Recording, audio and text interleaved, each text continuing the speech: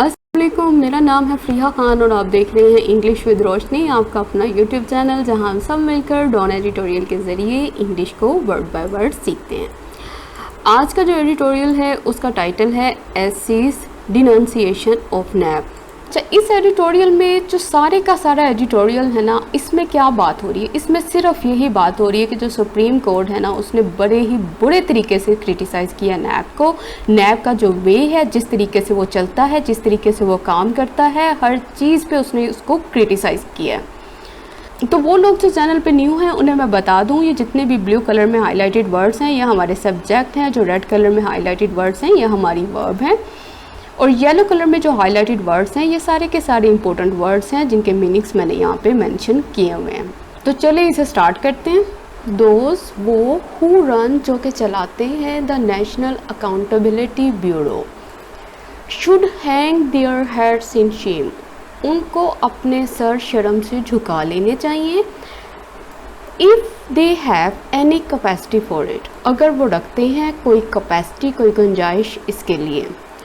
तो अब इसको जोड़ते हैं। वो कह रहा है कि वो लोग जो कि चलाते हैं नेशनल अकाउंटेबिलिटी ब्यूरो को, उनको अपने सर शर्म से झुका लेने चाहिए अगर वो थोड़ी सी भी शर्मो हया रखते हैं। यहाँ पे कैपेसिटी का मतलब शर्मो हया की ही बात कर रहा है कि अगर उनके पास इतनी कोई गुंजाइश है। दोज हमारा सब्जेक्ट है, इसकी वर्ब यहाँ पे पड़ी हुई है। हु हमारा सब्जेक्ट है, इसकी वर्ब यहाँ पे पड़ी हुई है। दे हमारा सब्जेक्ट है, इसकी वर्ब यहाँ पे है। अच्छा, ये देखो दोज, देखो हम सबको पता है जो दीज होता है ना, ये प्लूरल फॉर्म होती है दिस की। दोज जो होता है वो प्लूरल फॉर्म होती है दैट की। ठीक है, यहाँ तक क्लियर हो गया सब। हम सबको पता है ये जो रिलेटिव प्रोनाउंस होते हैं ना, जिनमें विच होता है, दैट होता है, हुज होता है, हुएवर होता है, हुमएवर, हु एंड हुम, ये जब रिलेटिव प्रोनाउन बनते हैं ना, तो ये जो वर्ब है ना, ये अपने एंटीसीडेंट के हिसाब से लेते हैं। अब यहाँ पे देखो, यहाँ पे रन लगा है, यहाँ पे रन्स क्यों नहीं आया? इसलिए नहीं आया क्योंकि ये इससे पहले आने वाला जो वर्ड है, जो इसका एंटीसीडेंट है, वो प्लूरल है। अगर वो प्लूरल होगा, अगर उसका एंटीसीडेंट प्लूरल होगा, तो जो प्रोनाउन होगा, वो जो वर्ब है वो भी प्लूरल ही लेगा। अगर इसका एंटीसीडेंट सिंगुलर होगा, तो ये जो प्रोनाउन है वो वर्ब लेगा सिंगुलर। तो इस चीज़ को आपने याद रखना है कि ये जो रिलेटिव प्रोनाउंस होते हैं ना, ये अपने एंटीसीडेंट के अकॉर्डिंग जो है वो वर्ब लेते हैं। इसलिए यहाँ पे रन आया है, रन्स नहीं आया। हैंग योर हेड, इसका मतलब होता है to look ashamed and embarrassed, कि शर्मिंदा होना, शर्मिंदा दिखाई देना। तो सिंपल सेंटेंस है, ज़्यादा इसमें कुछ देखने वाला नहीं है, बस इस चीज़ को आपने याद रखना है। द एंटी ग्राफ्ट बॉडी, वो कह रहा है जो एंटी करप्शन बॉडी है ना, हैज़ ऑफन बीन सेंशर्ड, उसको अक्सर क्रिटिसाइज किया गया है। किस लिए? फॉर लगा के बता रहा है, इट्स मॉडस ऑपरेंडी, उसका जो भी मेथड है काम करने का। बट दिस टाइम अराउंड, लेकिन इस दफ़ा no less than the Supreme Court has excoriated its working, Supreme Court ने इसकी वर्किंग को बहुत बुरे तरीके से क्रिटिसाइज़ किया है। किस लिए? एज लगा के बता रहा है, बीइंग होने के लिए। क्या होने के लिए? पेटेंटली, क्लियरली, साफ साफ, unlawful, illegal, unjust and in furtherance, और फ़रोग देने में, सपोर्ट करने में, किसको? ऑफ अ पॉलिटिकल एजेंडा, जो भी पॉलिटिकल एम है, जो भी उनके मकासद है, उसको फ़रोग देने के लिए, उसको सपोर्ट करने के लिए। अच्छा, वो कह रहा है कि ये जो एंटी करप्शन बॉडी है उसको अक्सर क्रिटिसाइज़ किया गया है, इसका जो भी मेथड होता है काम करने का।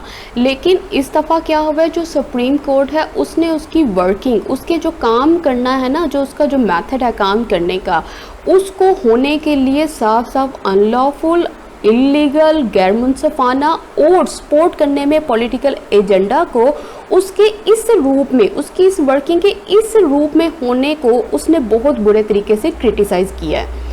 अच्छा, एंटी ग्राफ्ट बॉडी मतलब एंटी करप्शन की बात कर रहा है। अच्छा, मॉडस ऑपरेंडी क्या होता है? पर्टिकुलर वे, एक खास तरीका, मेथड ऑफ डूइंग समथिंग, तो उसको बोलते हैं मॉडस ऑपरेंडी। अच्छा, दिस टाइम अराउंड का मतलब वही है कि इस दफ़ा, ठीक है, ये वैसे उसने लगाया हुआ है, ये पूरी की पूरी फ्रेज़ है, मतलब दिस टाइम अराउंड की जगह आप ये भी कह सकते हो दिस टाइम। एक्सकोरिएटेड, एक्सकोरिएटेड का मतलब क्या होता है, क्रिटिसाइज समवन सेवियरली, मतलब किसी को बहुत शदीद तरीके से क्रिटिसाइज करना। अब यहाँ पे उसने क्रिटिसाइज किसको किया है, उसकी वर्किंग को किया है। अच्छा, फर्दरेंस का मतलब क्या होता है, इसका मतलब होता है फरोग देना, द एक्ट और process of helping something progress और बी डन, मतलब किसी चीज़ को फ़रोग देने में, उसको प्रोसेस करने में हेल्प देना ताकि वो प्रोग्रेस करे। तो यहाँ पे किस चीज़ को फ़रोग देने में ये हेल्प कर रहे थे, पॉलिटिकल एजेंडा को। एजेंडा क्या होता है, अ सीक्रेट एम और रीज़न फॉर डूइंग समथिंग, जो भी सियासी मकसद होते हैं उनके, तो उसको बोलते हैं एजेंडा। अच्छा, अनलॉफुल का मतलब क्या है, इलीगल। अनजस्ट का मतलब क्या है, गैर मुनसिफाना। अच्छा, अब ये देखो, सेंचर का मतलब क्या होता है, इसका मतलब होता है कंडेम करना, क्रिटिसाइज करना, कैस्टिकेट करना, डिनाउंस करना। इन सब का मतलब यही है, किसी को तनकीद करना, ठीक है, क्रिटिसाइज करना। तो अब ये देखिए कितने ज़्यादा वर्ड्स हैं, आप सबको एक साथ ही याद करें।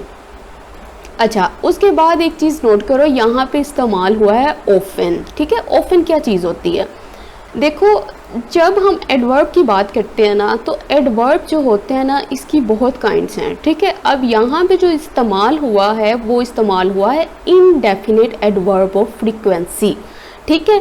ये इनडेफिनेट है, ये हमें नहीं बता रहा कि जो कोई काम है वो कितनी दफ़ा हो रहा है, ठीक है। उसको बिल्कुल एग्जैक्ट हमें नहीं बता रहा कि वो 1 दफ़ा हो रहा है कि 2 दफ़ा हो रहा है कि 10 दफ़ा हो रहा है। वो हमें बता रहा है सेल्डम, कभी कभार, ऑफन, अक्सर, रेयरली, कभी कभार, नेवर, कभी भी नहीं। अब हमें इन चीज़ों को देखकर हमें ये नहीं पता चल रहा कि हमने जिस वर्ब के लिए ये लगाया है वो हमें क्या मीनिंग दे रहा है। सेल्डम से मुराद ये कितनी दफ़ा इस एक्शन के होने को बता रहा है, ठीक है। नहीं, हमें यहाँ से क्लियर मीनिंग नहीं मिल रहा। ये सब के सब जो हैं ये इनडेफिनेट एडवर्ब ऑफ फ्रीक्वेंसी हैं, ठीक है। जब आपको इनडेफिनेट एडवर्ब ऑफ फ्रीक्वेंसी मिल जाते हैं, इसको आपने कहाँ लगाना होता है, ये बिफोर द मेन वर्ब आते हैं, ठीक है। ये मेन वर्ब से पहले आते हैं। जैसे ही सेल्डम कम्स लेटर, वो कभी कभार लेट आता है, ठीक है, वो कभी कभार लेट आता है। अब यहाँ पे देखो, ये जो कम्स है ये हमारी मेन वर्ब है, ठीक है। इस मेन वर्ब से पहले हमने क्या किया, हमने अपना इनडेफिनेट एडवर्ब ऑफ फ्रीक्वेंसी लगा दिया, ठीक हो गया। उसके बाद माई मदर ऑफन स्कोल्ड्स मी, ठीक है। अब कोई लड़की है वो ये बात कर रही है कि मेरी माँ जो है ना वो मुझे अक्सर डांटती है। अब ये स्कोल्ड्स जो है हमारा मेन वर्ब है, ठीक है। माई मदर जो है हमारा सब्जेक्ट है, स्कोल्ड्स हमारी वर्ब है, मी हमारा ऑब्जेक्ट है, और ये जो ऑफन है ये क्या है, ये इनडेफिनेट एडवर्ब ऑफ फ्रीक्वेंसी है, इसलिए ये मेन वर्ब से पहले आया है। इसके अलावा भी एडवर्ब को इस्तेमाल करने के बहुत से तरीके हैं जो कि इस्तेमाल होते हैं वर्ब को देखते हुए कि अगर ये वर्ब ट्रांसिटिव है कि इंट्रांसिटिव है। तो वो जब जैसे जैसे आगे हम चलते जाएंगे हम न्यू कॉन्सेप्ट इसका ऐड करते जाएंगे। अच्छा, पैटेंटली का मतलब होता है क्लियरली विदाउट डाउट, बगैर किसी शक के, साफ साफ। ऑथर्ड बाय जस्टिस मकबूल बकर, पेश किया गया किसके ज़रिए, जस्टिस मकबूल बकर के ज़रिए। द 87 पेज जजमेंट, जो 87 सफ़ात की जो जजमेंट थी ना, जो फैसला था, in the paragon city case, paragon city case में डिस्क्राइब्स, वो बताता है द मैटर को एज किसके रूम में, अ क्लासिक एग्जाम्पल की एक आला मिसाल है, किस चीज़ की, of trampling of fundamental rights, जो इंसान के बुनियादी हकूक़ हैं उनको पामाल करने की। अनलॉफुल गैर कानूनी deprivation of freedom and liberty, गैर कानूनी तौर पर जो महरूम कर देना फ्रीडम और लिबर्टी से। एंड द कंप्लीट डिसरिगार्ड, और मुकम्मल तौर पर नज़रअंदाज करना ह्यूमन डिग्निटी को as guaranteed by the constitution, जैसा कि गारंटीड की गई है कॉन्स्टिट्यूशन के ज़रिए। तो वो कह रहा है कि जो ऑथर किया गया था जस्टिस मकबूल बकर के ज़रिए 87 सफ़ों की जो जजमेंट थी ना पैरागन सिटी केस में, वो डिस्क्राइब करती है, बयान करती है मैटर को कि ये पूरा एक आला मिसाल है। किस चीज़ की एक आला मिसाल है, इंसानी बुनियादी हकूक़ को पामाल करने की, गैर कानूनी तरीके पर आज़ादी की महरूमी की, और मुकम्मल तौर पर डिसरिगार्ड कर देना इंसानी डिग्निटी को। और ये वो डिग्निटी है जो कि गारंटीड हुई है, जो कि दी गई है कॉन्स्टिट्यूशन के ज़रिए। अच्छा, ट्रैम्पलिंग का मतलब होता है ट्रीट विदाउट रिस्पेक्ट। ट्रीट करना, सलूक करना बगैर रिस्पेक्ट के। ट्रैम्पलिंग के लिए ये वर्ड पहले भी किसी एडिटोरियल में आया था। मैंने इसको याद करने के लिए मैंने आपको एक इमेज भी दिखाया था, मैं आज फिर आपको दिखाती हूँ। ये जो इंसान है, ठीक है, ये इंसान, हर इंसान की एक अपनी इज्जत होती है, सेल्फ रिस्पेक्ट होती है, उसकी डिग्निटी होती है। जब किसी चीज़ को ट्रैम्पल किया जाता है तो उसका मतलब क्या है, असल में उसको पाँव के नीचे, मतलब उसको इस तरह से ट्रीट किया जाता है कि जिसमें कोई रिस्पेक्ट नहीं होती, कोई इज्जत नहीं दी जाती। तो ये होती है ट्रैम्पलिंग, के पाँव के नीचे किसी को कुचलना। अच्छा, डेप्रीवेशन का मतलब होता है महरूम कर देना, ठीक है, किसी चीज़ की महरूमी की बात कर रहे हैं। डिसरिगार्ड, देखो डिसरिगार्ड का मतलब होता है किसी चीज़ को रिस्पेक्ट नहीं देना, ठीक है, उसको रिगार्ड ही नहीं करना, उसको कुछ समझना ही नहीं, उसको मानना ही नहीं। द टू जज बेंच कह रहा है ये जो टू जज बेंच था हैड ग्रांटेड, वो दे चुका है बेल को, जमानत को, ऑन मार्च 17 मार्च को, टू द एक्यूज्ड, जो भी एक्यूज था जिस पे इल्ज़ाम लगे थे। अच्छा, वो कौन थे, अब कॉमे के बाद अब वो उनकी तफसील बताएगा। फॉर्मर, पहले वाला रेलवेज मिनिस्टर, पहले वाला जो रेलवे का मिनिस्टर था, एंड PMLN लीडर, और जो PMLN लीडर जो था ख्वाजा साद रफ़ीक, एंड हिज ब्रदर, और उसका जो भाई था ख्वाजा सलमान रफ़ीक। ओवरटर्निंग, तब्दील करते हुए कानूनी डिसीजन को, और वो किस चीज़ का डिसीजन था, एक रिजेक्शन का। रिजेक्शन किसकी थी, ऑफ देयर बेल प्ली, उनकी जो बेल की, उनकी जो ज़मानत की जो प्ली थी, जो उनकी दरख्वास्त की, उसकी रिजेक्शन को बदलते हुए by the Lahore high court, Lahore high court के ज़रिए ऑन जून 18 लास्ट ईयर। तो वो कह रहा है कि जो टू जज बेंच था ना, उसने ग्रांट कर दिया, उसने दे दिया बेल, ठीक है, 17 मार्च को एक्यूज्ड को।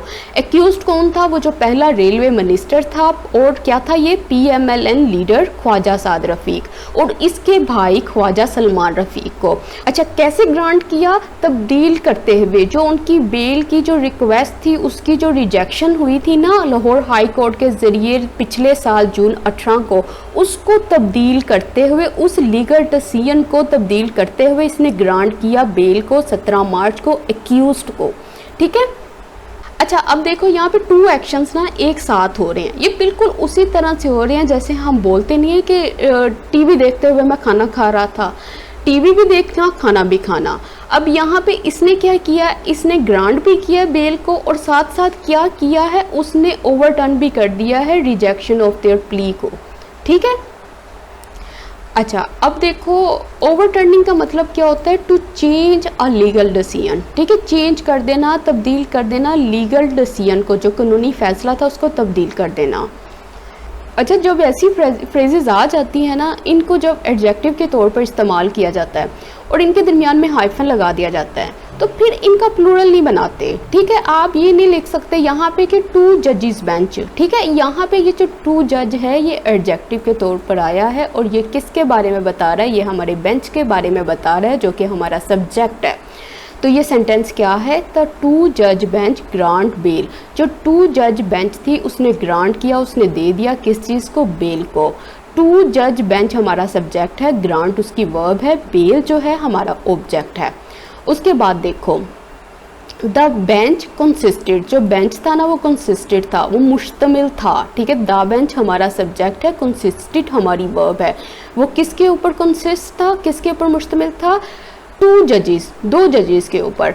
अब यहाँ पे ये जो जजेस है ये हमारा ऑब्जेक्ट है, और ऑब्जेक्ट कौन सी चीज़ होती है, वो नाउन होती है, प्रोनाउन होती है, जेरेंट होता है, ठीक है। अगर तो ये नाउन है तो यहाँ पे टू लगा है तो हम जजेस बना सकते हैं।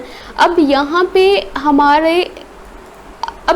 ये हमारे लिए एक ऑब्जेक्ट के तौर पर है, ये हमारे लिए एक एडजेक्टिव नहीं है, इसलिए हम जज का जजेस बना सकते हैं। आई होप कि आपको ये समझ आ गई होगी। द कोर्ट हैज़ परसीव्ड, कह रहा है जो कोर्ट है वो परसीव्ड कर चुकी है, कंसीडर कर चुकी है, ख्याल कर चुकी है नैब्स कंडक्ट, नैब का जो बिहेवियर है इन दिस केस, इस केस में, एज किसके रूप में, पार्ट, वो पार्ट के रूप में, एक हिस्से के रूप में, किस चीज़ के हिस्से के रूप में, ऑफ एन अनमिस्टेकेबल, एक साफ साफ, एक वाज़िया, वाइडर, वसी पैटर्न, जो तरीका है, दैट स्पीक्स, जो कि स्पीक टू करता है, जो कि बोलता है ऑब्जेक्टिव मकासद से, फार रिमूव फ्रॉम एनी नोशन, जो कि बहुत दूर है किसी भी तस्वुर से, और वो तस्वुर किसका है, अकाउंटेबिलिटी का, जिम्मेदारी का, रिस्पॉन्सिबिलिटी का, आंसर का। तो वो कह रहा है कि ये जो कोड है ना, इसने तसव्वुर कर लिया है नैप का जो बिहेवियर है ना, ये उस पैटर्न का हिस्सा है, उस तरीके का हिस्सा है। और वो कौन सा तरीका है? जो सिर्फ मकासद के लिए बोलता है, और ये वो मकासद होते हैं जो बहुत ही दूर होते हैं इस अकाउंटेबिलिटी के नोशन से भी, तसव्वुर से भी। तो अब ये हमारा सब्जेक्ट है, ये वर्ब हो गई, ठीक है। अनमिस्टेकेबल, इसका मतलब होता है साफ, वाज़िया, बिल्कुल क्लियर। पैटर्न, पैटर्न क्या होता है? पर्टिकुलर वे होता है, मतलब खास तरीका। इन विच समथिंग इज डन, जिसमें कोई काम किया जाता है, ऑर्गेनाइज किया जाता है या हैपन होता है। मतलब ये किसके वे की बात कर रहा है? ये नैप के, ये जिस तरीके से ये काम करता है, ठीक है। फार रिमूव्ड फ्रॉम समथिंग, इसका मतलब होता है वेरी डिफरेंट फ्रॉम समथिंग। फार का मतलब होता है दूर, रिमूव्ड फ्रॉम मतलब अगर किसी चीज़ को किसी चीज़ से रिमूव कर दिया जाए तो वो बहुत दूर हो जाएगा, वो उससे बहुत मुख्तलिफ हो जाएगा। तो इसको इस तरह से याद रखें कि very different from something. Notion होता है तसव्वुर। अच्छा, अकाउंटेबिलिटी मतलब रिस्पॉन्सिबिलिटी, आंसरेबिलिटी।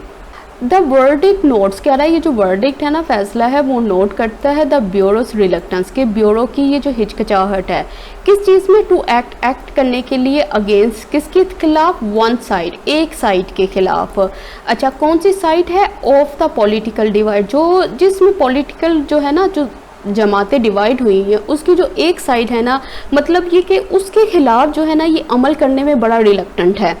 इवन यहाँ तक कि वेयर, जहाँ huge financial scams are concern, जहाँ पे बड़े बड़े फ्रॉड्स की बात होती है।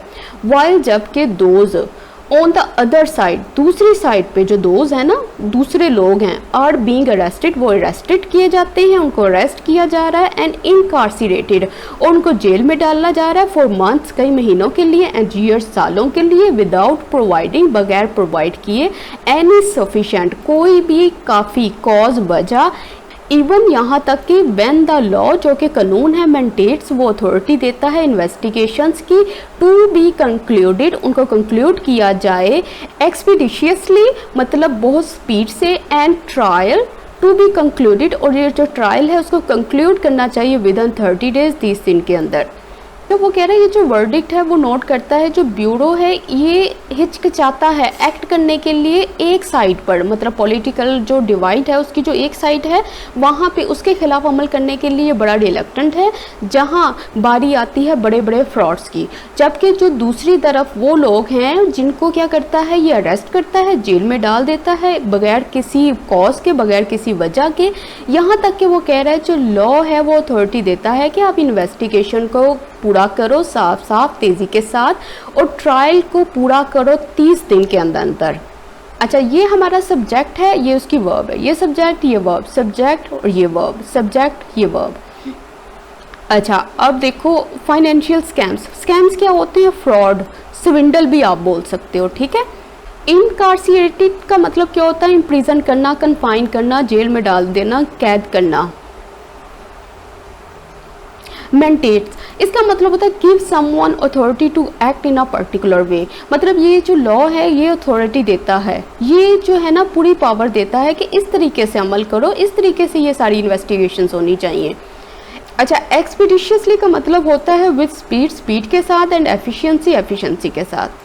अच्छा अब ये देखो 2b + v3, अब ये सारे का सारा यहाँ पे क्या है? ये पैसिव इन्फिनेटिव बना हुआ है, b + v3 है और 2 लगा हुआ है, मतलब ये पैसिव इन्फिनेटिव है। How else can this be interpreted, कह रहा है और किस तरीके से इसको इंटरप्रेट किया जा सकता है, इसका मतलब निकाला जा सकता है, बट सिवाय किसके? एज अ विच हंट, के ये सारी का सारा एक विच हंट है। विच हंट मतलब कि आप उन लोगों के ऊपर अटैक करते हो जिनके ओपिनियंस जो हैं, जिनकी राय जो हैं आपके ओपिनियन से डिफरेंट है।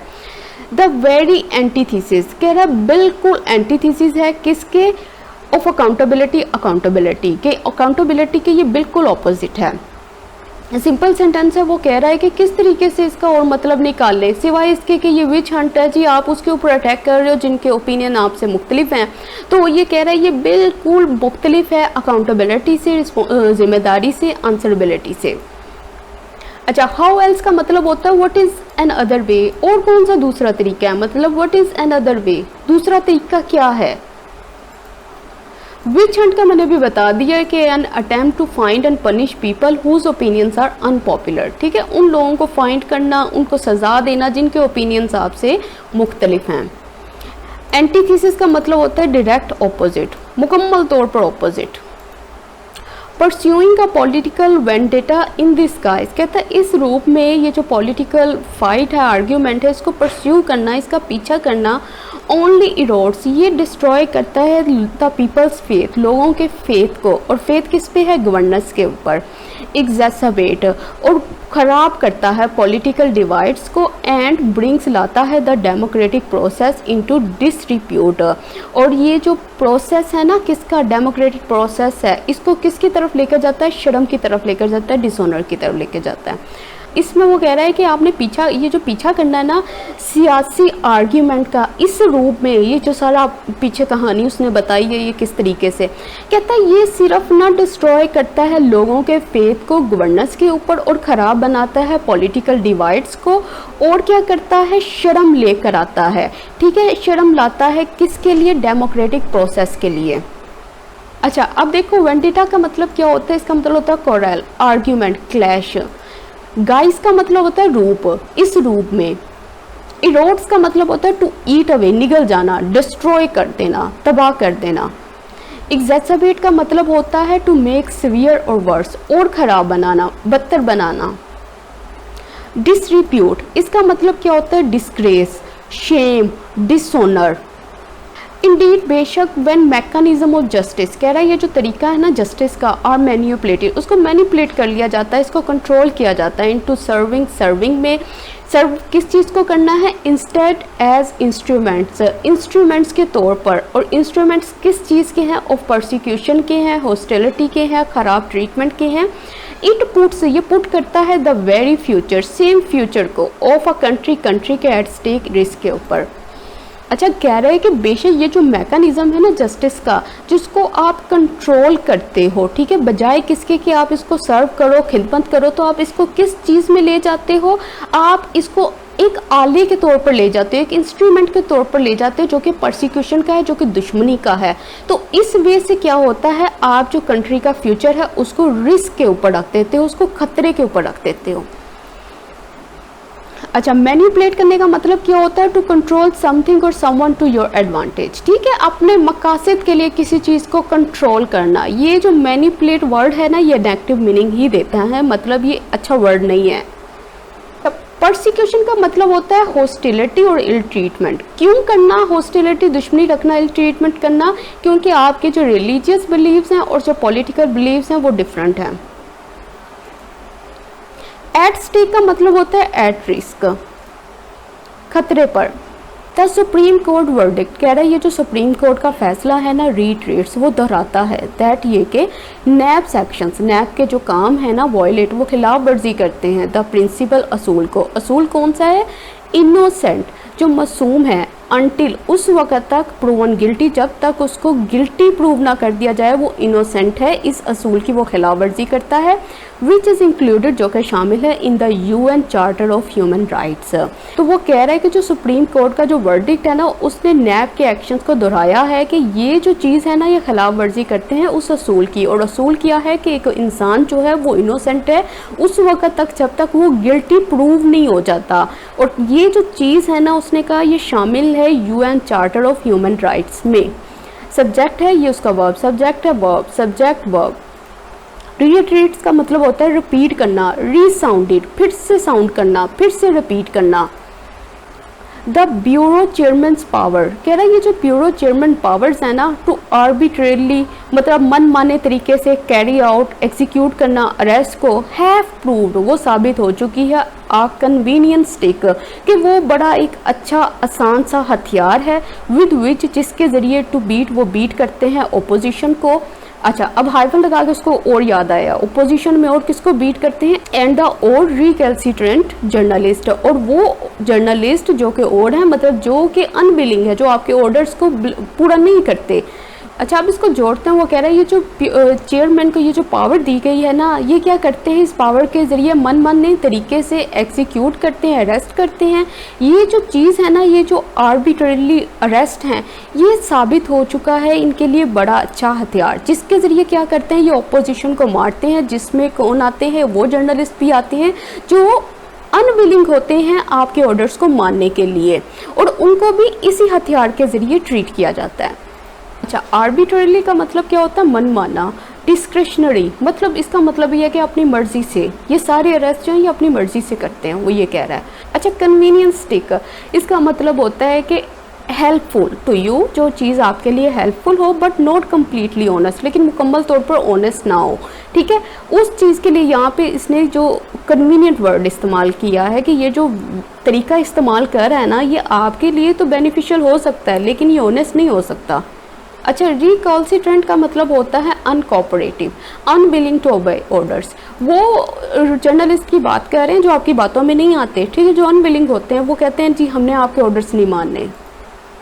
टेकिंग एन इंडिविजुअल, लेके जाते हुए इंडिविजुअल को इनटू कस्टडी में ऑन एलिगेशन, इल्ज़ामात पर, ऑफ करप्शन के, एंड कीपिंग हिम देयर, और वहाँ पे उसको रखना, इज़ अ श्योरफाइड वे, वो पक्का एक तरीका है डिस्ट्रॉय करने का, हिज रेपुटेशन, उसकी इज्जत को, in the court of public opinion, court में, कोर्ट किसकी है, पब्लिक ओपिनियन की, इवन मैन, यहाँ तक कि एविडेंस इज फ्लिम्सी, जो एविडेंस होती है वो फ्लिम्सी होती है, मतलब बिल्कुल वीक होती है और नॉन एग्जिस्टेंट होती है। अच्छा, वो कह रहा है किसी भी इंडिविजुअल को कस्टडी में ले जाना करप्शन के इल्ज़ामात के ऊपर और उसको वहाँ पे रखना, ठीक है, ये एक साफ तरीका है उसकी इज्जत को ख़राब करने का। और कौन सी कोर्ट में, ये जो पब्लिक ओपिनियन की कोर्ट है, जो उनकी राय की जो कोर्ट है उसके अंदर, मतलब उनकी नज़रों में उनको ख़राब करना। यहाँ तक कि वो कह रहा है कि वो जो एविडेंस होती है ना, जो सबूत होते हैं वो बहुत ही वीक होते हैं, यहाँ तो मौजूद ही नहीं होते। अच्छा, श्योरफाइड वे कौन सा होता है, इसका मतलब होता है सर्टेन टू सक्सीड। ये वो तरीका है, ये वो वे है जो पक्का सक्सीड होता है, कामयाब होता है। ज़ाहिरी बात है अगर आप किसी को उठाकर जेल में लेकर जा रहे हो और उसके ऊपर इल्ज़ामात लगा रहे हो करप्शन के, तो उससे क्या होगा, उसकी इज्जत जो है ना लोगों की नज़रों में वो कम पड़ जाएगी। फ्लिम्सी क्या होता है, वीक, फ्रेजाइल, कमज़ोर। द ह्यूमिलेशन कह रहा है जो ज़िल्लत है ना, inflicted over the past few years, जो कई सालों से इन्फ्लिक्ट की जा रही है बाय नैप के ज़रिए ऑन न्यूमरस ब्यूरोक्रेट्स, बहुत सारे ब्यूरोक्रेट्स के ऊपर। कौन से ब्यूरोक्रेट्स हैं, हु अलिजिडली कैरिड आउट, जिन्होंने एग्जीक्यूट किए हैं इलीगल ऑर्डर्स को, बाय किसके ज़रिए, करप्ट पॉलिटिशियन के ज़रिए, हैज़ रेंडर्ड, वो वजह बन चुके हैं, द ब्यूरोक्रेसी के वर्चुअली मॉरली तौर पर कैटाटोनिक, डेट होने के।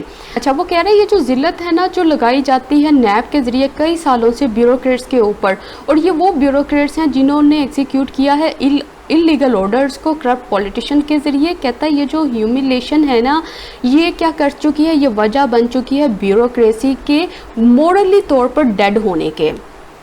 अच्छा, ये सब्जेक्ट है, ये उसकी वर्ब है, सब्जेक्ट है, ये वर्ब है। अच्छा, रेंडर्ड का मतलब होता है टू कॉज, वजह बना, समथिंग किसी चीज़ के लिए, टू चेंज, उसको तब्दील करने के लिए, इन अ पर्टिकुलर वे, खास तरीके से, खास वे में तब्दील करने के लिए वजह बनना। वर्चुअली का मतलब यहाँ पे क्या है, यहाँ पे मतलब मॉरली, नियरली, प्रैक्टिकली, ठीक है, यहाँ पे जो है ना वर्चुअली का मतलब ये है। अच्छा, ये जो कैटाटोनिक है ना, यहाँ पे इसका मतलब निकाला गया, मतलब ये वैसे कैटाटोनिक उस इंसान को कहते हैं जो बिल्कुल स्टिफ हो जाता है, ठीक है, और मूव नहीं करता, रिएक्ट नहीं करता, ठीक है, जैसे वो बिल्कुल डेड हुआ हो। तो ये जो डेड की सेंस है ना, उसको देने के लिए यहाँ पे जो वर्ड है वो कैटाटोनिक इस्तेमाल किया गया है। अ नंबर ऑफ बिजनेसमैन कह रहा बहुत सारे businessmen were also hold up by NAB के जरिए उनको कोर्ट में ले जाया गया है। That didn't have salutary effect on the investment climate in the country, कहता जो कि कोई अच्छा इफेक्ट नहीं रखता किसके ऊपर, इन्वेस्टमेंट क्लाइमेट के ऊपर कंट्री में। एंड द लॉ, और जो कानून है वॉज ट्विक्ड, उसको चेंज कर दिया गया अकॉर्डिंगली, उसके मुताबिक।